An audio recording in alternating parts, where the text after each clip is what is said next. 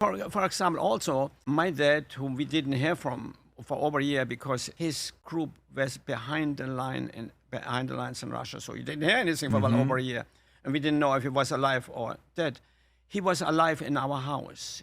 My mother said, "Oh, that's a good job. I would tell Dad," or "Don't do that. Your dad won't like that."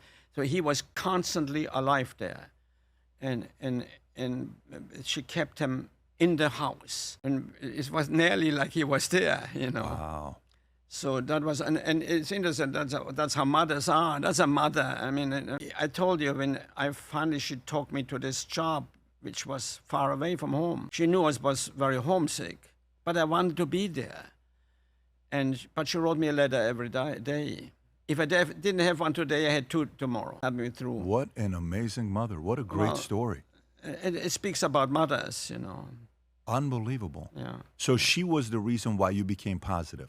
So you leave at 14. By the way, how many kids were you guys? How big was the family? I had a brother that was 8 years older. He had left already. So he was in the military. No, he was studying and working. He started studying and working. Yeah. So you were by yourself living with mom before you left at 14 years old. Yes, that's correct. Yeah. Okay, and my father was there in the meantime. When I was 14, he came back when I was 7. So from 7 to 14, your father was there. Correct. What influence did your father have on you? Well, very, very high demand person. Work hard, do everything right, everything with values.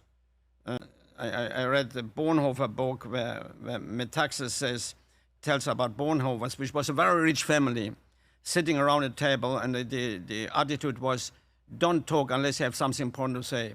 This was true in a very rich family. That was also true in a very poor family in our house.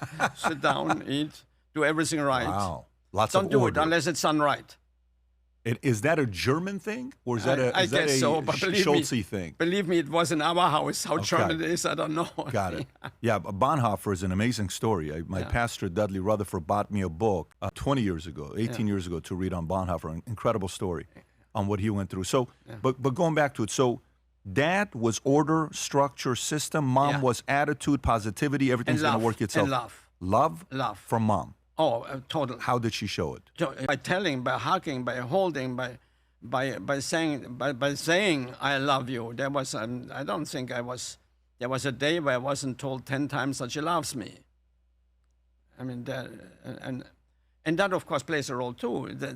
I can see that that's how I am today with my wife or with my children. You know. Same way? Oh yeah, very much so. Are you more like your dad or your mom? My mom. More like your mom? My mom. Yeah. But in my intensity of doing things, I'm my dad. You're your dad. Yeah. At 14, when you left to go to the apprenticeship, and how long are you away? Are you coming back home? Are you seeing the family? What does that process look like? Every 3-4 months. Every 3 or 4 months, you're seeing them. Yeah. And this place you went to, where was it? What did they teach you? Oh well, my mother took me there, and the first thing I meet is the general manager of the hotel. Now, in Germany, the general manager was a god, understand? And he told me, he spoke to us for 2 minutes, and the only message was, now, you are here to study and learn how to become a servant to very important ladies and gentlemen, our guest. That's what I wanted.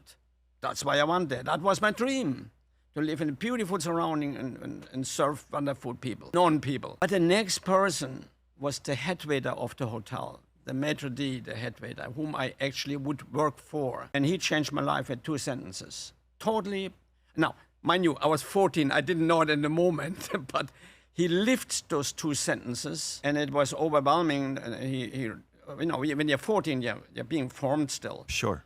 And he said at the time, the first thing he said, now, young man, tomorrow show up at 7 a.m. If I meant 1 minute after 7, I would tell you so. Now, it translated in, after I could see, when we say something, we do it correctly, and we mean it, and we do everything right. And then he said, and don't come to work tomorrow. Come here to create excellence. Now, I didn't get that. That went right over my head. I said, wait a minute. Do I have to do something else than I thought? I thought I would have to wash dishes, clean floors, and so on.